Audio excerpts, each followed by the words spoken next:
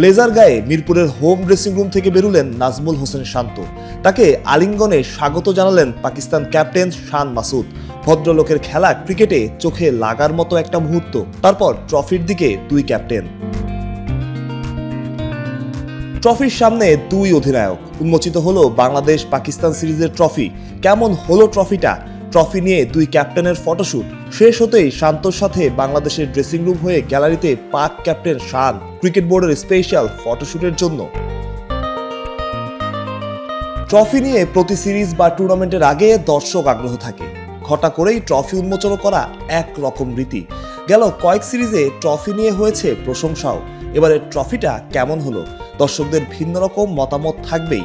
Home of ক্রিকেটে সাজানো বাংলাদেশ পাকিস্তান সিরিজের ট্রফি, এই ট্রফির জন্যই লড়াই। তবে আদতে লড়াইটা সম্মানের, নিজেদের প্রমাণের। টেস্ট বলেই বোধহয় চ্যালেঞ্জটা বেশি।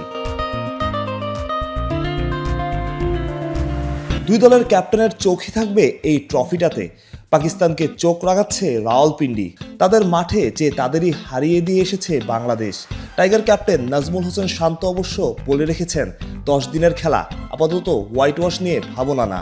উল্টোটাই নিশ্চিত করে করতে চাইবেন পাক ক্যাপ্টেন। ঘরের মাঠে টেস্ট চ্যাম্পিয়নশিপের প্রথম ম্যাচ। দ্বিপাক্ষিক সিরিজে রেজাল্টটাই মুখ্য।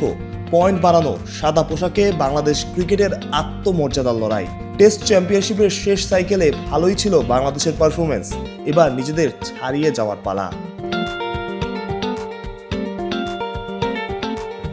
শেষ প্রশ্ন, ট্রফিটা কেমন হলো?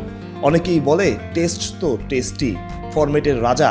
মিরপুরে অল্প হলেও পাওয়া যাচ্ছে সেই আমেজটা। দুই ম্যাচে 1 ড্র আর 1 হারে বাংলাদেশের অবস্থান আপাতত টেস্ট চ্যাম্পিয়নশিপের পয়েন্ট টেবিলের 8 নম্বরে। 1 জয় আর 1 হারে 5-এ পাকিস্তান। মাহফুজ প্রত্যয়, বিডি ক্রিক টাইম।